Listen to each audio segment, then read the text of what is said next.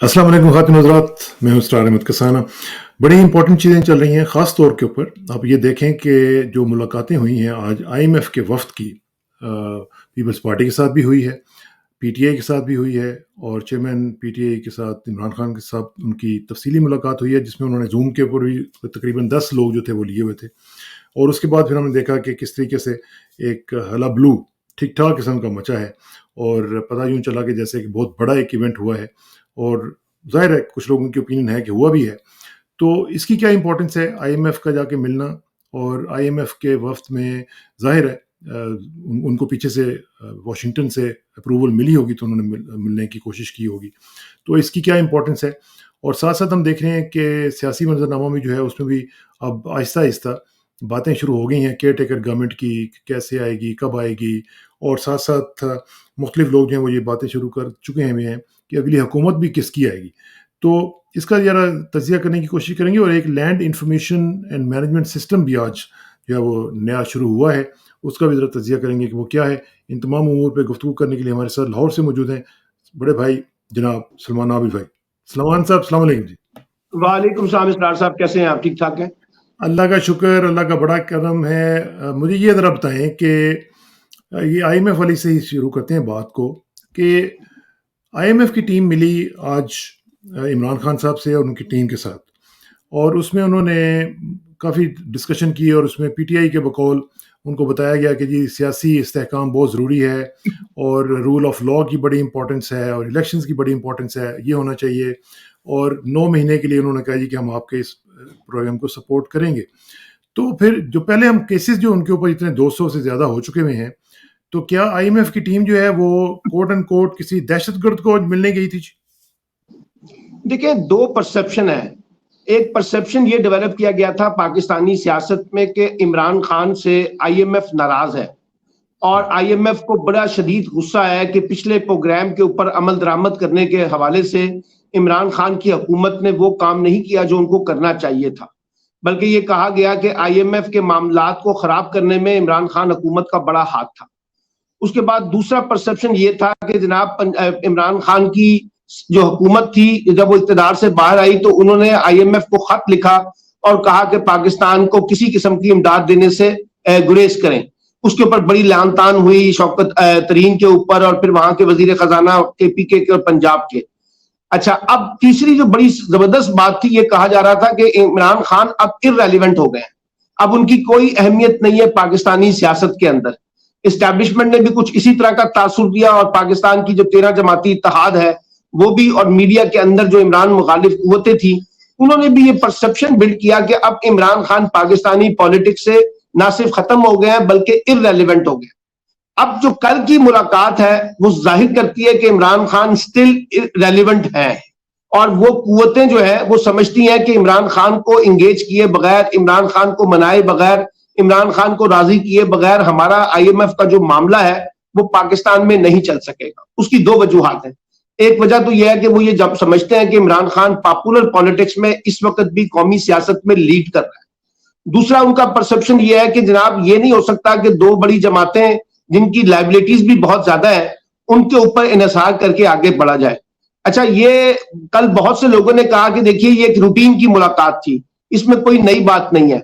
जरा थोड़ा सा आर्काइव में जाइए, जिस वक्त इमरान खान हुकूमत के साथ आईएमएफ का माहिदा हुआ था, क्या उस वक्त आईएमएफ ने इनके साथ कोई मुलाकात की थी अपोजिशन की जो आज की हुकूमत है? तो आपको ये मुलाकात नजर नहीं आएगी। इसका मतलब है कि उन्होंने इमरान खान को इंगेज करना बहुत जरूरी समझा। इसके अलावा एक और चीज जो बहुत इंपॉर्टेंट थी, चंद दिन पहले आईएमएफ ने पाकिस्तान को कहा, ये दुनिया में उसने कहीं नहीं कहा था, पाकिस्तान को कहा कि आप अपने कॉन्स्टिट्यूशन के ऊपर अमल करें। अब वो कॉन्स्टिट्यूशन पे अमल करने से मुराद ये थी कि जो आइन कहता है उसके मुताबिक आगे बढ़े। तो अब कल मेरा अपना एनालिसिस ये है कि एक तो जो इलेक्शन को पोस्टपोन करने की बातें हैं वो जरा पीछे चली जाएंगी। आप देखिएगा इलेक्शंस होंगे और ये आईएमएफ को भी पता है कि नई हुकूमत जो है जब तक आएगी नहीं मैंडेट के साथ, हम शायद आगे नहीं बढ़ सकेंगे। तो इसलिए इलेक्शन भी नागुज़ीर है।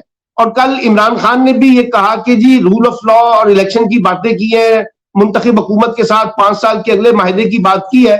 तो मैं ये समझता हूं ये पीटीआई के लिए तो एक बड़ा ब्रेक थ्रू है।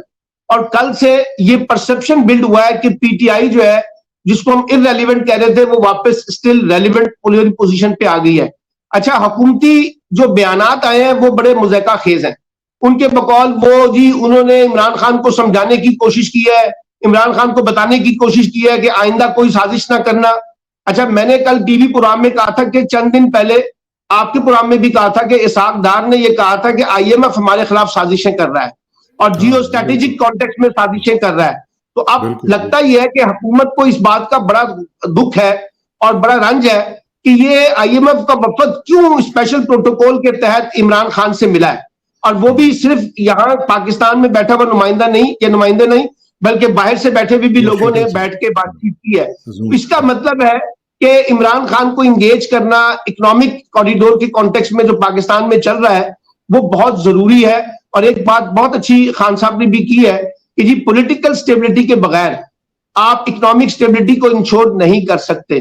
تو میں تو یہ ذاتی طور پہ سمجھتا ہوں کہ ایک اچھا بریک تھرو ہے پی ٹی آئی کے لیے بھی, آئی ایم ایف کے لیے بھی اور خود حکومت کے لیے بھی. جی اس میں جو میں چیز جو پوچھنا چاہ رہا تھا وہ یہ تھی کہ کیونکہ عمران کے اوپر اس وقت 200 سے زیادہ مقدمات ہیں اور اس میں کوئی بھی شاید میرا خیال ہے کہ ایسا کوئی کرائم بک میں نہیں ہوگا جو ان کے اوپر اس وقت ڈال نہیں دیا گیا, جس میں دہشت گردی بھی ہے, اس میں فساد پھیلانے کا بھی ہے, اس میں پتہ نہیں کیا کچھ ہے, یو نیم اٹ. تو اس میں ظاہر ہے کہ ٹیررسٹ بھی ہوگا اور ہے. تو یہ مجھے بتائیں کہ پھر اس کا مطلب ہے کہ یہ جو مقدمات ہیں ان کو انٹرنیشنل فورسز جو ہیں وہ درخورِ اطلاع نہیں سمجھ رہی ہیں, ان کو امپورٹنس نہیں دے رہی ہیں, اسی لیے جا کے انہوں نے بات کی ہے نا عمران خان سے. دیکھیے نا انٹرنیشنل قوتیں تو بہت دور کی بات ہے, پاکستان میں بیٹھے ہوئے لوگوں کو بھی پتا ہے کہ یہ سیاسی انتقامی کارروائیاں ہیں. یعنی ایسے ایسے مقدمات میں ان کو الجھایا گیا ہے جن مقدمات میں وہ تھے ہی نہیں. یعنی ذل شاہ کا قتل بھی ان پہ ڈال دیا گیا, کوئٹہ میں کوئی قتل ہوتا ہے وہ بھی ان کے اوپر ڈال دیا گیا, اور اب یہ کہا آئی جی نے کہ جہاں جہاں 9 مئی کے واقعات کے اوپر کسی کے اوپر بھی ایف آئی آر کٹی ہے اس میں فلاں دفاع کے تحت جو ہے وہ عمران خان کا نام ڈال دیا جائے. اور یہ کل ڈان نے اس کے اوپر رپورٹ بھی کیا ہے اور انہوں نے کہا کہ سینئر پولیس آفیسران نے آئی جی صاحب کے اس حکم کے اوپر اپنے تحفظات کا اظہار کیا ہے اور انہوں نے کہا کہ ایسا کرنے سے معاملات خراب ہوں گے. تو سب کو پتا ہے کہ یہ سیاسی نوعیت کے مقدمات ہیں. ایک سابق وزیر اعظم جس کی زندگی میں کبھی ان کے اوپر کوئی ایف آئی آر نہیں کٹی, اقتدار سے باہر آنے کے بعد آپ نے 180+ ایف آئی آر کاٹ دی ہے اور اس میں کوئی 54 کے قریب ایسی ایف آئی آر ہے جن کا براہ راست تعلق دہشت گردی کے ساتھ ہے. تو میں نے آپ کو اسی لیے کہا کہ جس کو آپ نے ایک دہشت گرد بنا کے پیش کیا, پاکستان دشمن, ریاست دشمن بنا کے پیش کیا ہے, وہ جس کو آپ نے کہا کہ وہ irrelevant ہو گیا ہے, وہ انٹرنیشنل فورسز میں آئی ایم ایف کے لیے ریلیونٹ ہے. اور یہ ذرا ذہن میں رکھیے آئی ایم ایف کے اوپر بھی ایک بڑا پریشر ہوتا ہے امریکہ کا, تو امریکہ بھی چیزوں کو دیکھ رہا ہے. تو اس کا مطلب ہے کہ امریکہ بھی یہ سمجھتا ہے کہ عمران خان کے اوپر جو مقدمات ہیں ان کی نوعیت سیاسی ہے, یہ کوئی قانونی مقدمات نہیں ہے, جینوئن مقدمات نہیں ہے, ان پہ دباؤ ڈالنے کی کوشش ہے. تو اس وجہ سے میں اسی لیے کہہ رہا ہوں کہ آئی ایم ایف کا ان سے ملنا یہ خود حکومتی کیمپ کے لیے ایک بڑا دھچکا ہے. اور ایک اور چیز یاد رکھیے, عمران خان سے ملنے کا مطلب یہ ہے کہ ان کو مکمل بھروسہ نہیں ہے حکومت کے اوپر یا حکمران اتحاد کے اوپر. ان کو پتا ہے کہ ہم نے ساتھ ساتھ کچھ بھروسے کو مینٹین کرنے کے لیے عمران خان کو بھی انگیج کریں گے تو بات آگے چلے گی, وگرنہ بات آگے نہیں بڑھ سکے گی. اور یہی بات میں آپ کے پروگراموں میں بار بار کہتا رہا ہوں کہ عمران خان کو ڈس انگیج کر کے نا مسئلہ حل نہیں ہوگا. عمران خان کو انگیج کرنا پڑے گا پولیٹیکل کوریڈور کے اندر, اور خاص طور پہ مین سٹریم پالیٹکس کے اندر. یہ جو -1 کی جو بحث چل رہی تھی کافی عرصے سے, میں کہہ رہا تھا کہ دنیا اس کو قبول نہیں کرے گی اور نہ اس کا کوئی مثبت نتیجہ ماضی میں نکلا ہے اور نہ اب نکلا ہے. ٹھیک. اچھا آپ نے 2 باتیں بڑی امپورٹنٹ کی. ایک تو یہ کہ آپ نے کہا کہ یہ پی ٹی آئی کے لیے بہت بڑا بریک تھرو ہے, اور ظاہر ہے بریک تھرو وہ انتظار بھی کر رہے تھے, اور ساتھ ساتھ آپ نے یہ بھی کہا کہ اب اس میٹنگ کے بعد الیکشنز جو ہیں ان کا ہونا تقریباً یقینی آپ کو لگتا ہے. تو یہ دونوں جو صورتحال ہیں یہ تو پھر عمران خان کے لیے اور پی ٹی آئی کے لیے تو بہت پازیٹیو خبریں ہیں آج کے دن. دیکھیے ایک اور پازیٹیو خبر بھی ہے, یہ جو عمران خان نے کل جمعے والے دن جو ہے پورے پاکستان میں ڈیمانسٹریشن کا اعلان کیا تھا. میں حیران ہوا ہوں کہ اس ڈر میں, اس خوف کے اندر جہاں لوگوں کو گرفتاریوں کا شوق ہے کہ لوگوں کو گرفتار کرنا ہے, آپ دیکھیے کہ وسیع پیمانے پر پی ٹی آئی کے لوگ باہر نکلے ہیں. لاہور میں مال روڈ کے اوپر ریلی ہوئی, ملتان میں ریلیاں ہوئی ہیں, باقی شہروں میں ریلیاں ہوئی ہیں, لیکن سب سے زیادہ جسے میں بار بار کہتا رہا ہوں, اے پی کے اندر بہت زیادہ رسپانس آیا ہے. تو اس کا مطلب یہ ہوا کہ ایک وہ جو پولیٹیکل ایکٹیویٹی تھی، اگرچہ وہ ایک مذہبی ایکٹیویٹی ہے، اس کو ہمیں سیاست کے ساتھ ریلیٹ کرنے کی ضرورت نہیں ہے، لیکن ایک مومنٹم جو ہے، اس کا مطلب ہے کہ پی ٹی آئی کا ووٹر جو میں بار بار کہتا ہوں سٹل انٹیکٹ ہے، وہ انٹیکٹ نظر آیا ہے کل اس جو اپنا جمعے کو ہم نے احتجاج کیا ہے سویڈن کے خلاف اور جو قرآن کی بے حرمتی ہوئی ہے اس کے حوالے سے، تو وہ بھی ایک نیا سپیس نکلا ہے۔ پھر کل ہم نے دیکھا کہ لوگ جو ہے وہاں سے نکل کے مال روڈ پہ مظاہرہ کرنے کے بعد سیدھا زمان پارک آ گئے، تو کافی عرصے کے بعد ہم نے لوگوں کا تھوڑا سا رش جو ہے وہ زمان پارک میں بھی دیکھا ہے۔ تو میں اس لیے کہہ رہا ہوں کہ تھوڑا اچھا، پھر اس کے بعد ایک اور اچھی خبر یہ ہے، کافی لوگ اس ہفتے میں جیلوں سے رہا ہوئے ہیں، کافی سیاسی کارکنان جن کو اریسٹ کیا گیا تھا، وہ جو ہو رہا تھا نا کہ جیسے ہی بندے کی ضمانت ہوتی تھی تو ساتھ ہی دوسرے مقدمے میں گرفتار کر لیا جاتا تھا، اب وہ نہیں ہوا۔ اب جن لوگوں کو ضمانتیں ہوئی ہیں ان کی ضمانتوں کو اون کیا گیا اور ساتھ ساتھ ان کو رہا بھی کیا گیا ہے، تو کچھ اچھے سائن یہ نکلے ہیں کہ کچھ لوگ جو ہے وہ باہر بھی آ رہے ہیں۔ ایک خبر میں آپ کو دے سکتا ہوں، ابھی تک 9 مئی کے حوالے سے کوئی ایویڈنس جو ہے وہ نہیں سامنے آ سکا، نہ کوئی وعدہ معاف گواہ بن سکا ہے جس نے یہ کہا ہو کہ جناب عمران خان نے ان کو براہ راست یہ کہا تھا کہ ان اداروں کے اوپر اٹیک کرنا ہے اور ان کے اوپر حملہ آور ہونا ہے اور پرتشدد کارروائیاں کرنی ہیں۔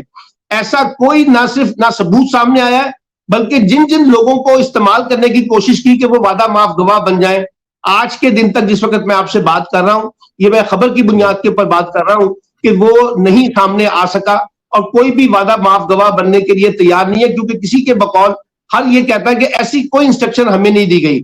یہ جو مسرت چیمہ کو، جمشید چیمہ کو، اجاز چودھری کو، محمود الرشید کو، پھر پرویز خٹک کو، اسد عمر کو، ان سب کو یہ کہا گیا تھا کہ آپ وعدہ معاف گواہ بنے، لیکن وہ نہیں بنے ہیں ابھی تک۔ دوسری بات جو بڑی امپورٹنٹ ہے وہ بھی دیکھنے کی ہے، وہ یہ کہ جو ملک ریاض کو وعدہ معاف گواہ بنانے کی خبریں آئی تھی اور بہت سے اخبارات نے اس کے اوپر شہ سرخی لگائی تھی، وہ بھی سنا کارگر نہیں ہو سکا، اور نہ اعظم خان والا فارمولا جو ہے وہ ابھی تک کوئی نتیجہ نکال سکا ہے۔ تو یہ بھی ایک پیش رفت ہے کہ جس طرح سے سوچا جا رہا تھا شاید چیزیں اس طرح سے نہیں ہو رہی ہیں۔ نہیں ہو رہی ہیں۔ اچھا، یہ ذرا مجھے بتائیں کہ یہ جو آپ نے بات کی یہ بھی ایک امپورٹنٹ بات ہے، لیکن ساتھ ساتھ یہ ذرا جو آپ نے ایک تو یوم تقدیس قرآن جو تھا وہ بھی ظاہر ہے کہ ایک بہت بڑا ایونٹ تھا، اس نے بھی ایک ظاہر ہے خوف کی فضا میں سے کچھ نہ کچھ طرح لوگوں کو ایک ریلیف ملا ہوگا، لیکن اب اس کے بعد دوسری سائڈ کو ذرا دیکھیں کہ یہ جو تینوں چیزیں ہیں اس میں ڈائلیما اب اسٹیبلشمنٹ کا بھی بن گیا اور حکومت کا بھی بن گیا کہ بھئی یہ کیا ہوا ہے، ہم نے اتنا کچھ کر لیا اور سب کچھ کرنے کے باوجود ہم ایک ذرا برابر بھی ڈینٹ نہیں ڈال سکے، نہ ووٹ بینک کے اوپر، نہ ہی ان کے اوور آل امیج کے اوپر، نہ ہی انٹرنیشنل سٹینڈنگ کے اوپر، تو پھر ان کا بھی تو ڈائلیما جو ہے وہ اپنی جگہ پہ موجود ہوگا نا، اس کو کیسے ہینڈل بات کریں؟ یہ ہے اسرار صاحب، بات یہ ہے کہ آج کی گلوبل دنیا میں دنیا کوئی آئسولیشن میں نہیں رہتی، دنیا دیکھ رہی ہے پاکستان کے اندر کیا ہو رہا ہے۔ اب یہ دیکھیے کل جو آئی ایم ایف کے ساتھ میٹنگ ہوئی ہے عمران خان صاحب کی، اس میٹنگ کی جو تفصیلات میڈیا میں آئی ہیں اس میں عمران خان کی تصویر تک کو جو ہے نا وہ نہیں دکھایا گیا ہے۔ تو دنیا دیکھ رہی ہے کہ پاکستان میں کس طریقے سے انسانی حقوق کا معاملہ چل رہا ہے، کس طرح سے ایک جماعت کو دیوار سے لگانے کی کوشش کی جا رہی ہے، کس طرح سے روزانہ کی بنیاد پہ عمران خان کے خلاف مقدمات بن رہے ہیں اور باقاعدہ روزانہ آج بھی ان کے اوپر مقدمے بن رہے ہیں۔ تو اس کا مطلب ہے کہ دنیا یہ سیریس کنسرن تو رکھتی ہے نا پاکستان کے کانٹیکس میں، اسی وجہ سے وہ جو بات ہم کر رہے ہیں نا کہ شاید جیسے ہم سوچتے ہیں یہاں بیٹھ کے ہم ویسے کر لیں گے، اب وہ چیزیں نہیں آ رہی۔ مثلا میں نے آپ کو کہا ہے حکومت کی تو نہیں خواہش تھی کہ کوئی آئی ایم ایف کا وفد عمران خان سے ملے، نہ شاید اسٹیبلشمنٹ اس طرح سے چاہتی ہوگی، لیکن سوال یہ ہے کہ آپ ان کو ڈکٹیٹ تو نہیں کر سکتے، انہوں نے اپنے ایجنڈے کے تحت آگے بڑھنا ہے، انہیں پتا ہے کہ ہمیں کن چیزوں کے اوپر انشور کرنا ہے، کن چیزوں کو انشور نہیں کرنا ہے۔ تو دنیا صرف آپ کے محتاج تو نہیں ہے، ہم دنیا کے محتاج ہیں نا اس وقت، ہمیں دنیا سے مالی امداد چاہیے، ہمیں دنیا سے پیسے چاہیے، تو وہ ٹھیک ہے پھر ان کا ایجنڈا بھی آئے گا جب آپ ان چیزوں کو سپیس دیں گے، وہ اپنے طریقے سے کھیلتے ہیں۔ پھر ہیومن رائٹس ایسوسی ایشنز ہیں دنیا میں وہ دیکھ رہی ہیں، اور ابھی سنا ہے کہ پی ٹی آئی جو ہے وہ جتنے بھی ہیومن رائٹس کے بڑے بڑے ایکسپرٹس ہیں دنیا کے اندر ان کو انگیج کر رہی ہے اور بتانا چاہتی ہے کہ پاکستان میں اس پارٹی کو دیوار سے لگانے کی کوشش کی جا رہی ہے۔ تو یہ سوالات تو اٹھیں گے نا، سوالات تو آج بھی اٹھ رہے ہیں۔ آپ نے اور by the Pakistani way, media پہ تو پابندیاں لگا دی ہیں پاکستانی میڈیا ہاں پہ، لیکن آپ انٹرنیشنل میڈیا پہ تو پابندی نہیں لگا سکتے پاکستان سے بیٹھ کے۔ اور بائی دا وے میں نے پہلے بھی ایک دو پروگرامز میں بات کی تھی اور ابھی بھی آپ کو بتاؤں کہ ایک اور وفد جو ہے وہ امریکہ سے اور باقی جگہوں سے پاکستان آنے جی والا جی ہے، اور وہ 13 تاریخ کو وہاں پہ اپنا ایک سیمینار بھی کریں گے, تو وہ بھی ان کے ساتھ بھی ہیومن رائٹس کے لوگ ہوں گے, اور شاید کچھ امریکن جو لا میکرز ہیں وہ بھی ساتھ ہوں گے. تو ایک سلسلہ تو چل رہا ہے. لیکن ایک چیز مجھے ذرا بتائیں کہ یہ پیپلز پارٹی والے کہہ رہے ہیں کہ جی ان کی تو ہمارے ساتھ بھی ملاقات ہوئی ہے, تو مطلب what is special about P T I, کہ پی ٹی آئی کی میٹنگ بھی دیکھیں بات یہ ہے کہ 3 جماعتیں ہیں اس وقت پاپولر کانٹیکس میں, نیشنل پارٹیاں, اس میں پیپلز پارٹی ہے, پاکستان مسلم لیگ نون ہے, اور اپنا پی ٹی آئی ہے. 2 جماعتیں جو ہے پیپلز پارٹی اور پی ایم ایل این سے ملاقات تو آپ حکومتی ملاقات کا حصہ سمجھے نا, وہ تو دونوں حکومت کے اندر ہیں, ایک ان کا بیٹا وزیر خارجہ ہے, اس لیے وہ تو حکومتی وفود کے ساتھ ملاقات ہوئی ہے, ایک بات.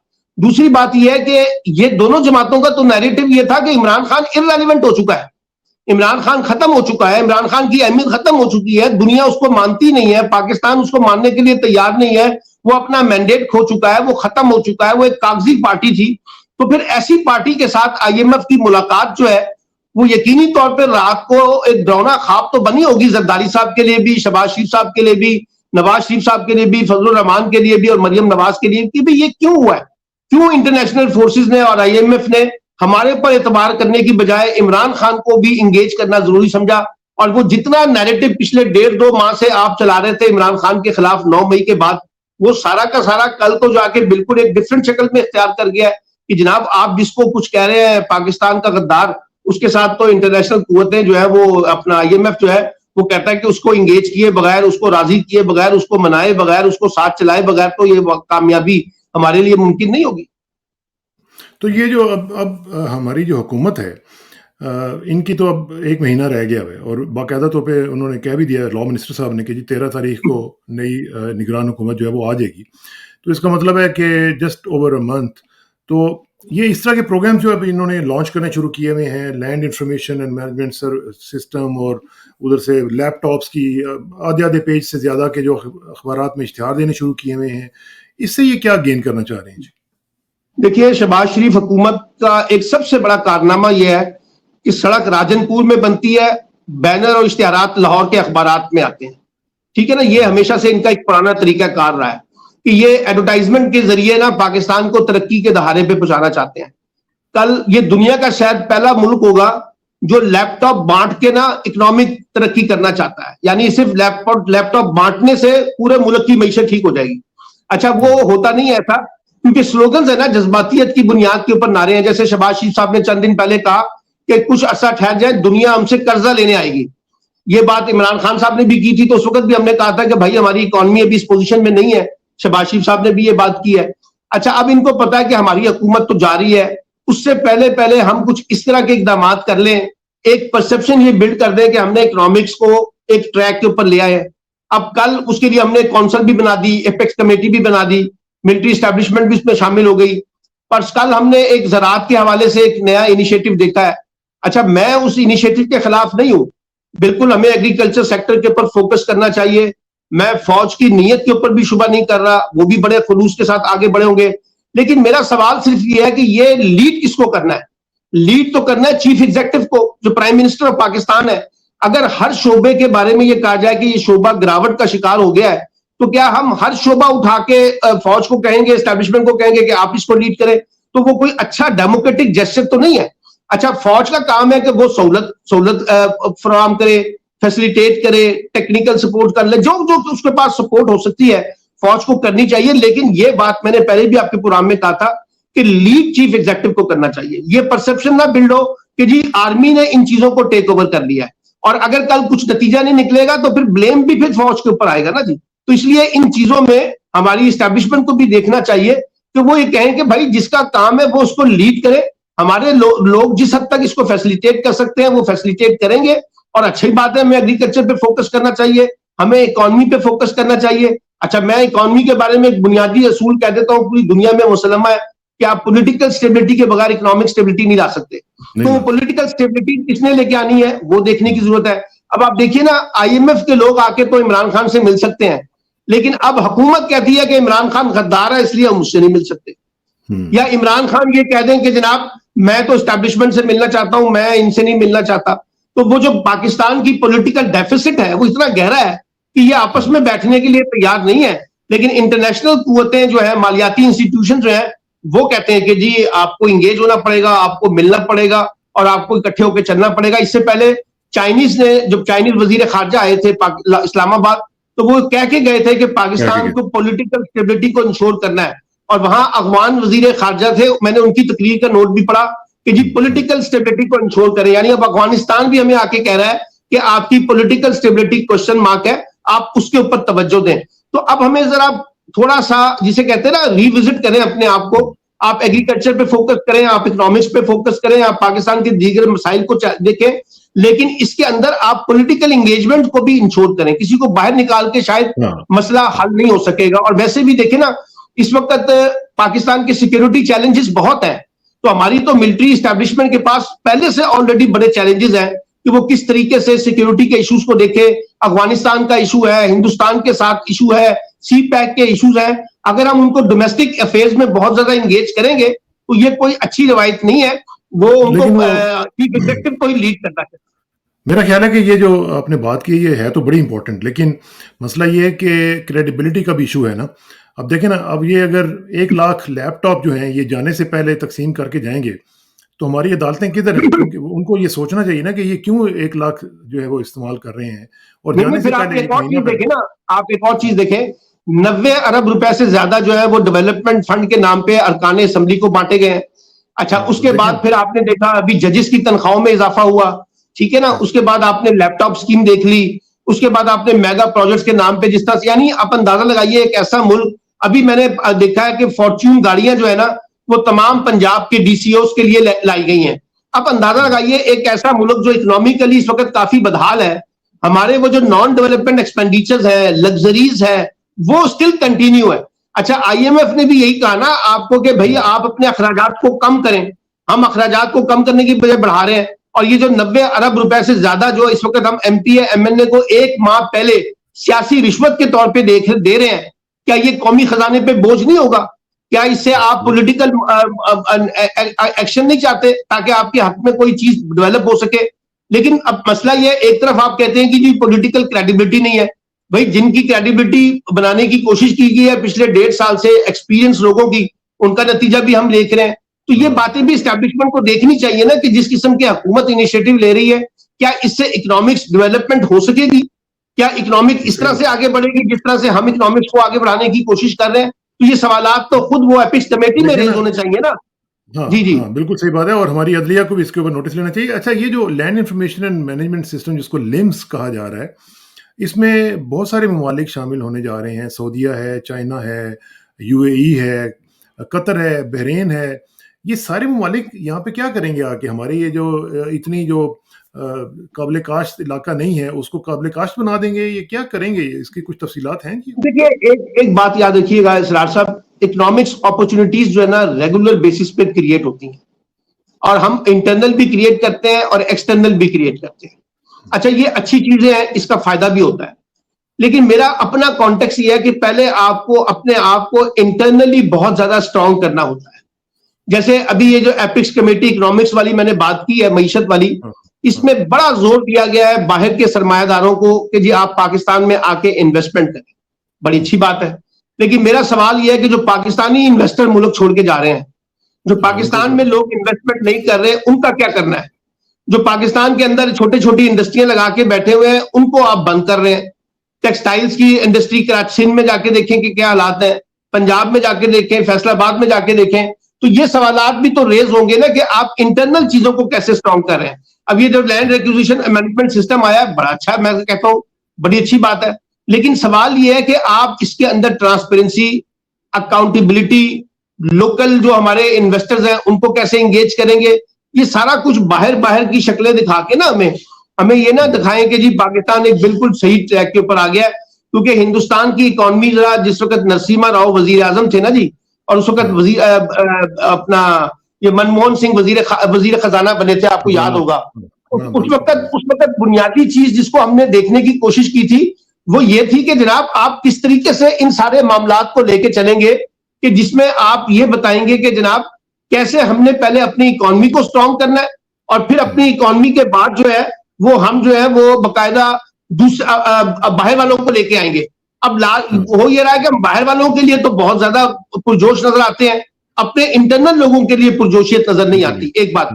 दूसरी बात यह है कि जब तक आप अपने इंस्टीट्यूशनल मैकेनिज्म को स्ट्रांग नहीं करेंगे, अपने गवर्नेंस के सिस्टम को स्ट्रांग नहीं करेंगे, अपनी ट्रांसपेरेंसी को, अपनी अकाउंटेबिलिटी के सिस्टम को डेवलप नहीं करेंगे, अपने इंस्टीट्यूशनलाइजेशन को डेवलप नहीं करेंगे, तो इस तरह के इनिशिएटिव जो है ना वो पीछे रह जाते हैं।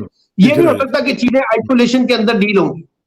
ठीक। अच्छा, आखिर में सर ये मुझे बताएं कि ये जो एक सुप्रीम कोर्ट की तरफ से वो तफसीली और तहरीरी फैसला आ गया है, जो जिस तरीके से इमरान खान साहब को अदालत से गिरफ्तार किया गया था, तो उसमें उन्होंने कहा जी कि ये बुनियादी हकूक़ को पामाल किया गया है, और अगर इसको ना रोका जाता तो एक शिकारगाह बन जाती अदालती जो प्रेमिसेस हैं। तो ये बड़ा, आप समझते हैं कि अच्छा फैसला है, और आइंदा से इसके ऊपर अगर अमल किया गया तो कम से कम लोगों को जाके पिक करने का, जो सारे कानूनी माहिरीन है ना, वो इस बात के ऊपर मुत्तफिक है कि अदालती अहाते के अंदर किसी की गिरफ्तारी नहीं होनी चाहिए।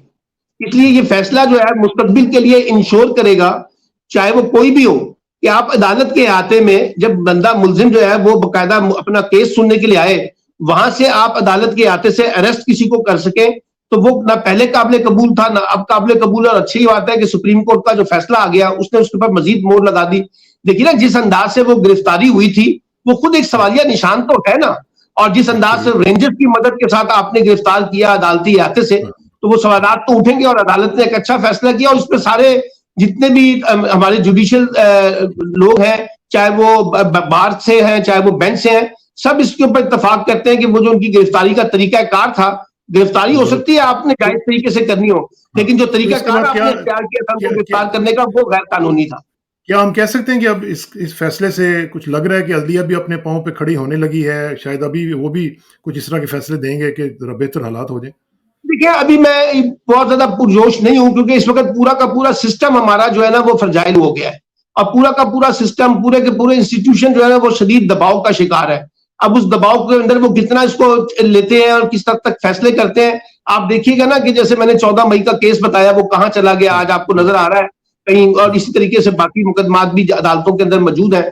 फिर अदालतें जो है वो फैसला सुनाने की बजाय अपनी बेबसी का जो इजहार कर रही हैं, वो इस्लामाबाद में बैठे हुए जज भी कर रहे हैं और सुप्रीम कोर्ट के चीफ जस्टिस भी कर रहे हैं।